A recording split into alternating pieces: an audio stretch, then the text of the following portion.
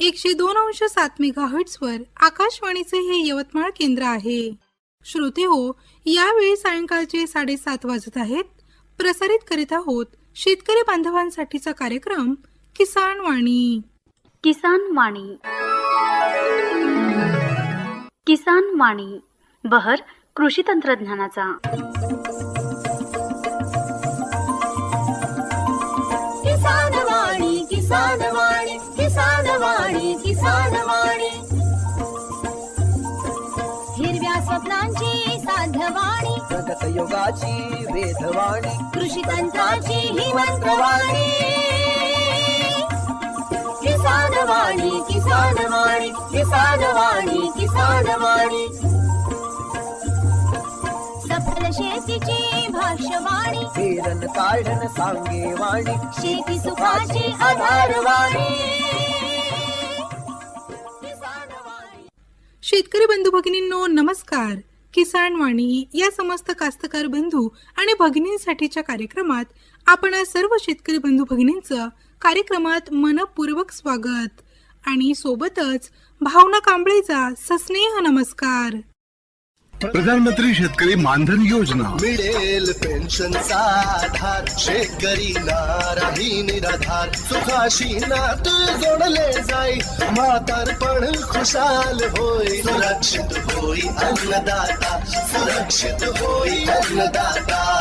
प्रधानमंत्री शेतकरी मानधन योजनेनं लघु आणि सीमांत शेतकऱ्यांचं भविष्य होईल सुरक्षित. आणि 60 वर्ष वयापासून 3,000 रुपयांची मासिक पेन्शन होईल सुनिश्चित. 55 रुपये ते 200 रुपयापर्यंत मासिक हप्ता देऊन प्रवेश करू शकतात 18 ते 40 वर्ष वयाचे शेतकरी. या अंशदायी योजनेत सरकार देईल बरोबरीचे योगदान. सर्व शेतकरी बंधू भगिनींनी या योजनेच्या लाभाकरिता जनसेवा केंद्रात जावे आणि आपले निशुल्क नोंदणीकरण करावे. प्रधानमंत्री शेतकरी मानधन योजना, अन्नदात्याच्या परिश्रमाचा आधार, पेन्शन त्याचं भविष्य सुरक्षित साकार. कृषी आणि शेतकरी कल्याण मंत्रालयातर्फे जनहितार्थ जारी. मंडळी, कार्यक्रमाला लगेचच सुरुवात करूयात आणि ऐकूयात मिश्र पीक लागवड याविषयी दिलीप शंकरराव मारशेट्टीवार, मुक्काम पोस्ट डेहनी, तालुका दिग्रस, जिल्हा यवतमाळ यांची सुमेध मुंगले यांनी घेतलेली मुलाखत. शेतकरी बंधूंनो, आज आपण मुक्काम पोस्ट डेहनी, तालुका दिग्रस, जिल्हा यवतमाळ या ठिकाणी आलेलो आहोत आणि या ठिकाणचे प्रगतिशील आणि मिश्र पिकाची लागवड करणारे शेतकरी दिलीप शंकरराव मारशेट्टीवार हे आपल्यासोबत आहे. चला तर त्यांच्याशी बातचीत करूया आणि जाणून घेऊया त्यांच्या शेतीविषयीचे अनुभव. नमस्कार दिलीपरावजी. दिलीपरावजी, आपल्याकडे शेती किती आहे? 10 एकर. 10 एकर शेती आहे. तर या शेतीमध्ये पूर्ण इरिगेशन आहे की कोरडवाहू? इरिगेशन आहे. पूर्ण इरिगेशन आहे. कुठले पिकं घेता शेतीमध्ये? कापूस, सोयाबीन, तूर. अच्छा, म्हणजे मिश्र पिके घेता तुम्ही? कापूस, सोयाबीन, तूर. या व्यतिरिक्त काही भाजीपाला किंवा रब्बीमध्ये काही गहू, चना वगैरे? नाही, सध्या काहीच नाही. काहीच नाही का? गहू घेतो. हां हां, गहू घेता. आता गहू लागवड केली आहे का? हो. किती एकर आहे? 1 एकर आहे. 1 एकर आहे. तर कसे अनुभव आहे तुमच्यावाले या पिकाबद्दलचे? कापूस वगैरे चांगला आहे सर. कापूस वगैरे चांगला आहे. बरं, किती एकर कापूस आहे तुमच्याकडे? 7 एकर. 7 एकर कापूस आहे. तूर आहे 2 एकर. म्हणजे मिश्रमध्ये आहे की वेगळी आहे? मिश्र पीक आहे. सोयाबीन 1 एकर आहे. 1 एकर होती, आता ती निघून गेली असेल. त्यावर आता तुम्ही गहू लावला. बरं, बैलजोडी वगैरे आहे का? नाही. मग शेती कशाने करता? ट्रॅक्टर आहे तुमच्या? भाड्यानं जोडे वगैरे. अच्छा, भाड्यानं जोडी वगैरे भेटते. तर कशी काय लागवड असते तुमच्यावाली ह्या पिकाची? 3.5x0. 3.5x0 तुम्ही कपाशीची लागवड करता. कसं आहे यावर्षी उत्पन्न वगैरे? यावर्षी थोडं पाण्यामुळे कमी झालं. पाणी जास्त होतं? हो, जास्त होतं, त्याच्यामुळे उत्पन्न कमी झालं. बरं, तर व्यवस्थापन कसं करता मग तुम्ही या पिकाची लागवड वगैरे कशी करता? खत वगैरे देता? सुरुवातीला पीक नांगरणी वगैरे करून मग बेड मारायचं. अच्छा, बेड मारून बेडवर तुम्ही हे करता? 3.5x0 लावायचं. अच्छा, 3.5x0 वर लागवड करता. काही रोग आणि किडीचा प्रादुर्भाव जाणवतो? रोग वगैरे आहे. शेतीत कोण राबते मग तुमच्या? मी स्वतः. घरची फॅमिली वगैरे आहे? फॅमिली वगैरे. तुमची पत्नी वगैरे शेतात येते? आणि किती दिवस झाले तुम्ही शेती करता मग? मी कमीत कमी 20 वर्ष झालं. 20 वर्ष झाले. शिक्षण वगैरे किती झालं तुमचं? Matric pass. अच्छा, मॅट्रिक पास आहे. समोर शिकले का बरं नाही? आता शेती करा लागत सर. अच्छा, शेती करायला सर्व्हिसही लागत नाही, काही नाही. त्याच्यामुळे शेती तुम्ही घेतली की वडिलोपार्जित आहे? वडिलाची वडिलाची शेती आहे. बरं, तर हे शेती करत असताना काय अनुभव आले तुम्हाला? काही नाही, शेतीत पुरते सर भावच नाही. अच्छा अच्छा. भाव राहिला तर खूप उत्पन्न होऊ शकतं. म्हणजे उत्पन्न निघते हो. होते पण भावामुळे उत्पन्नाला जरासं आहे. भाव मिळत नाही. काही नवीन करण्याचा काही विचार आहे का? विचार वगैरे आहे, पण थोडंसं आता कसं पाण्याचाही प्रॉब्लेम येते सर. पाण्याचा सोर्स काय आहे तुमच्यावाला? विहीर वगैरे विहीर आहे, हो, शेतामध्ये विहीर हो. आहे. पाणी पुरते का? कमी पडते नंतर पाणी कमी कमी पडते. पडते. बरं. त्याच्यामुळे मग तुम्ही काही दुसरी काही घेऊ पिकं घेत शकत नाही? मग कपाशीला पाणी वगैरे देता का हो, तुम्ही? कपाशीला पाणी यावर्षी तर द्यायचंही काम नाही पडलं. अच्छा अच्छा. तुरीला पाणी? हो, तुरीला पण तुरीला पाणी देता. काय मग किती निघते एकरी तुमचा एकरी कापूस? 3-4 क्विंटल कापूस का? हो. कापूस यावर्षी 7 क्विंटल पिकला सर.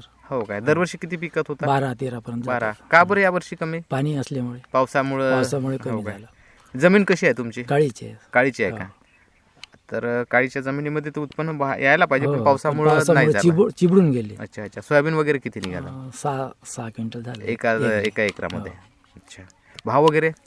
नाही, भाव तर नाही, 4, 41, 42. अच्छा. सोयाबीनला हो. तूर निघाली का? तूर निघायचे. निघायचे. हो. कशी आहे तुरीचं? बरं आहे तुरीचं, काही मरण पावली पाण्यामुळे. अच्छा अच्छा. शेंगाची लाग चांगली आहे का? चांगली आहे. चांगली आहे का? हो. आणि कपाशी कपाशी चांगली. काही बोंडअळीचा हो, प्रादुर्भाव? बोंडअळी आहे यावर्षी, पण कमी आहे सर. कमी आहे. हो. आली आहे बोंडअळी? हो. हो काय? तर मग हे शेतीचे कामं करत असताना काही मजुराची अडचण हो ना, वगैरे अडचण जाते ना जाते का? हो, हो. की तुम्ही स्वतःच करायचं, करायचं? घरगुती जातं सर. अच्छा अच्छा. होते 10 एकराचं तुमच्याकडून व्यवस्थापन? हो, कमी जास्त तणनाशक आहे ना, त्याच्यामुळे तणनाशक? जमून राहिलं. अच्छा. तणनाशक तुम्ही त्यावेळेस मारत असता. मग ज्यावेळेस मजूर जर नाही मिळाले तर मग तुम्ही तणनाशक त्या आहे. तणनाशकाचं उत्पन्न कमी होईल थोडंफार, एकरी 1 क्विंटल कमी होते सर. अच्छा अच्छा. हो. हो काय? परंतु तुम्ही मग तणनाशकाचा उपयोग करताय. खते वगैरे मग कुठली देता? Super phosphate, potash, urea 10-20. हा हा. काही नवीन करण्याचा काही विचार? विचार आता कसं, पाणी नसल्यामुळे काही विचार करू शकत पाणी नाही. हो. विहिरीचं पाणी पुरत नाही? पुरत नाही सर. हो काय? आणि काही समजा पशुपालन वगैरे काही करण्याचं? काही नाही. नाही का? बरं. अजून काही छंद वगैरे आपले तुमचे? काही नाही. काही नाही, फक्त शेती करता? शेतीची शेतीमध्ये समाधानी आहात? समाधानी आहे, पण भाव नसल्यामुळे थोडस. अच्छा. भाव नसल्यामुळे मग मुलं वगैरे काय करतात? एक मुलगा आहे. एक मुलगा आहे. हो. काय शेती करतो? हो. अच्छा. काही शिकवलं नाही का मुलाला? शिकवलं, मॅट्रिक झाला, अच्छा 12वी अच्छा. झाला त्याचा. हां हां. शेतीत इंटरेस्ट आहे त्याला? इंटरेस्ट आहे. हो. बरं. तुम्ही पण शेती करता? हो. तर या शेतीमध्ये तुम्हाला असं म्हणायचं आहे की भाव मिळत नाही? भाव नाही मिळत. उत्पन्न निघालं तरी भाव मिळत नाही. मिळत नाही.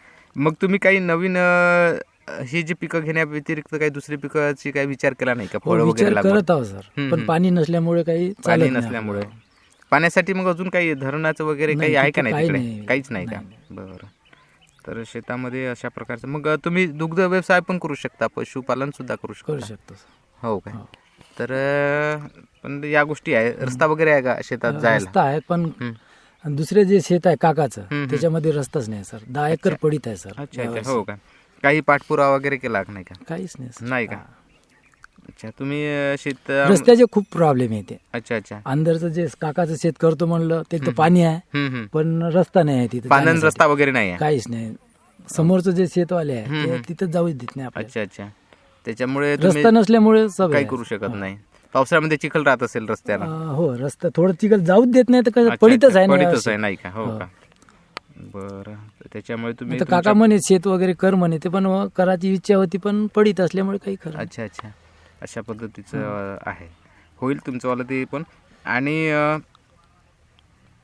तुमचे अनुभव 20 वर्षापासूनचे आहे. हो.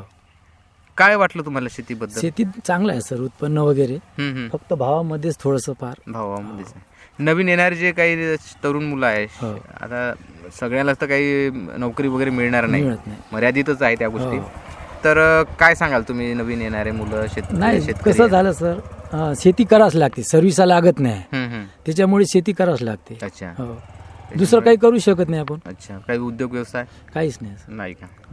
बरं. समाधानी आहात? हो, शेतीत समाधान आहे, फक्त भाव पाहिजे एवढंच, बरं. दुसरं काही विषय. अच्छा. भाव जर मिळाला तर तुम्हाला म्हणजे पुन्हा तुम्ही नवीन उमेद किंवा एक ऊर्जा करू शकते, हो. येऊन तुम्ही काम करू शकता चांगल्या तऱ्हेनं.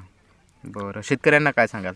काही नाही, शेती चांगली आहे, उत्पन्नही चांगलं होते स्वतः हे केलं तर. अच्छा अच्छा. फक्त स्वतः राबावं लागतं. भावामुळे सब शेतकऱ्याचं हे आहे, बस एवढंच. अच्छा अच्छा.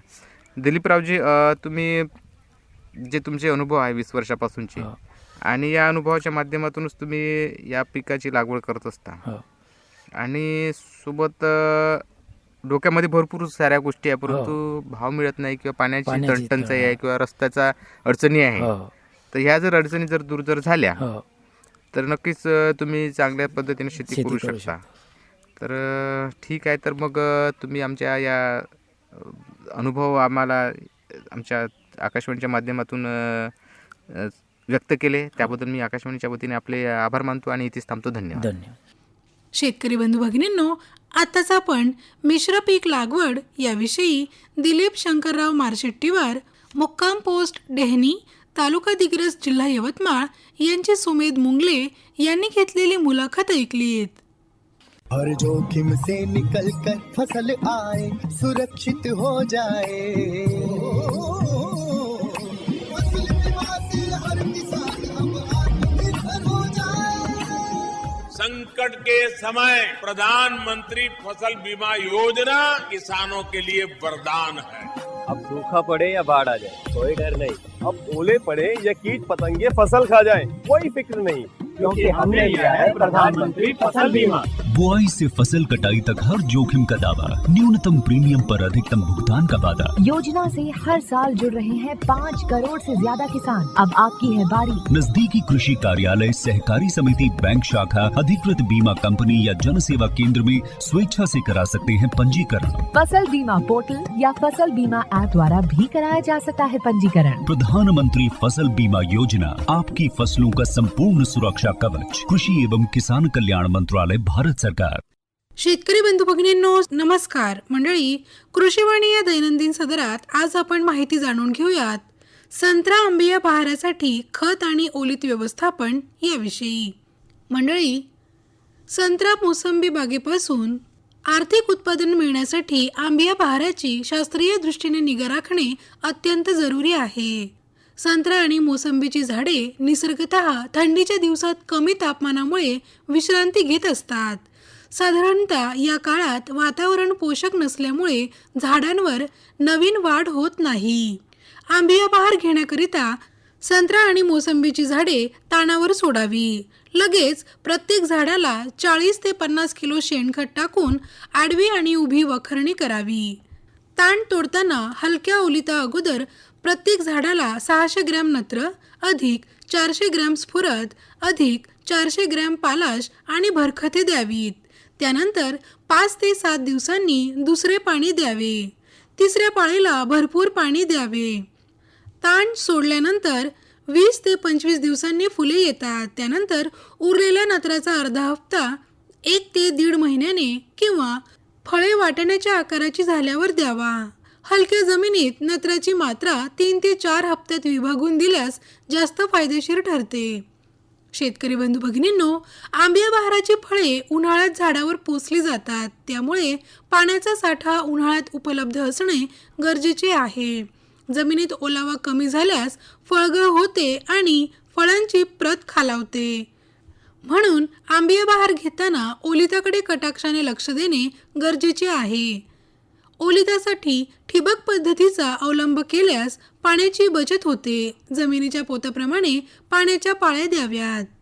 वाफेतील ओलावा टिकवण्यासाठी 6 सेंटीमीटर जाडीचा गवताचा थर देऊन आच्छादन करावे.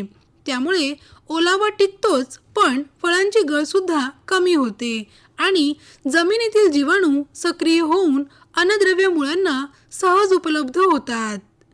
बहार आल्यानंतर सर्वच फुलांचे फळात रूपांतर होत नाही. बहारामध्ये बरीच फुले नर फुले असतात. त्यामुळे ही नर फुले गळून पडतात. त्यामध्ये फलनक्रिया होत नाही. सूक्ष्म अन्नद्रव्याची कमतरता, संजीवकांचा अभाव, हवामानाचा असमतोलपणा आणि किडींचा उपद्रव यामुळे फळांची गळ होते. सूक्ष्म अन्नद्रव्याची कमतरता भरून काढण्यासाठी zinc sulphate, copper sulphate, manganese sulphate आणि फेरस सल्फेट यांची 0.2 ते 0.5% तीव्रतेची फवारणी करावी. संजीवकाचा समतोल साधण्यासाठी 10 ppm NAA या संजीवकाची मार्च महिन्यात फवारणी करावी. या बहारावर सायट्रस सिला या नावाच्या किडीचा प्रादुर्भाव असतो. यासाठी झाडाला नवीन नवती आल्यावर नीम तेल 100 मिली प्रति 10 लिटर पाणी या प्रमाणात 15 दिवसाच्या अंतराने 2 फवारण्या कराव्यात. तर शेतकरी बंधू भगिनींनो, अशा प्रकारे आत्ताच आपण संत्रा आंबिया बहारासाठी खत आणि ओलीत व्यवस्थापन याविषयी डॉक्टर पंजाबराव देशमुख कृषी विद्यापीठ अकोला यांच्याकडून प्राप्त माहिती ऐकलीत. मंडळी, कार्यक्रमात यानंतर ऐकूयात एक महत्त्वाचं निवेदन. शेतकरी बंधूंनो, हॅलो कास्तकार हा फोन इन कार्यक्रम शनिवार आणि रविवार दिनांक 7 आणि 8 फेब्रुवारी 2026 रोजी किसान वाणी या कार्यक्रमाअंतर्गत प्रसारित होईल. या कार्यक्रमात आपणही सहभागी होऊ शकता. आपण आपले शेतीविषयक प्रश्न व समस्या विचारा, त्याला तज्ज्ञ, शास्त्रज्ञ आणि अधिकारी उत्तरं देतील आणि त्याचं प्रसारणही केलं जाईल. तेव्हा आपले शेतीविषयक प्रश्न व समस्या विचारा गुरुवार दिनांक 5 फेब्रुवारी 2026 रोजी दुपारी 3 ते 4 या कालावधीत. तुम्हाला फोन करायचा आहे 07232 2454 64 या फोन क्रमांकावर आणि म्हणायचं आहे हॅलो कास्तकार. निवेदन संपलं. आणि मंडळी, कार्यक्रमात शेवटी ऐकूयात हवामान वृत्त आणि हवामानाचा अंदाज. गेल्या 24 तासातील पर्जन्यमान. संपूर्ण महाराष्ट्रात हवामान कोरडे होते, तसेच किमान तापमान सरासरीच्या जवळपास होते. गेल्या 24 तासात राज्यातील प्रमुख शहरांमध्ये नोंदवले गेलेले किमान तापमान अंश सेल्सिअसमध्ये याप्रमाणे: अकोला येथे 16.1, अमरावती येथे 15.8, नागपूर येथे 14.4, वर्धा या ठिकाणी 15.6 आणि यवतमाळ या ठिकाणी 11.2 अंश सेल्सिअस किमान तापमान नोंदवले गेले. राज्यात सर्वात कमी किमान तापमान यवतमाळ येथे 11.2 अंश सेल्सिअस नोंदवले गेले. पुढील हवामानाचा अंदाज याप्रमाणे: कोकण, मध्य महाराष्ट्र, मराठवाडा आणि विदर्भात हवामान कोरडे राहण्याची शक्यता हवामान विभागाने वर्तवली आहे. शेतकरी बंधू भगिनींनो, हा होता हवामानाचा अंदाज आणि हा अंदाज आपण आज प्राप्त झाला होता भारतीय हवामान शास्त्र विभाग पुणे यांच्याकडनं.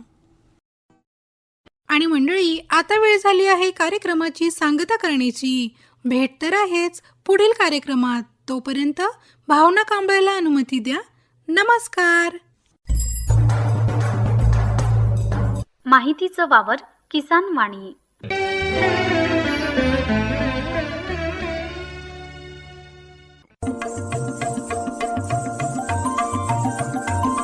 किसान वाणी, किसान वाणी, किसान वाणी, किसान वाणी. हिरव्या स्वप्नांची साध्यवाणी, प्रगत योगाची वेधवाणी, कृषी तंत्राची ही मंत्रवाणी. किसान वाणी, किसान वाणी, किसान वाणी, किसान वाणी. सफल शेतीची भाष्यवाणी, पेरन काढण सांगे वाणी, शेती सुखाची आधारवाणी.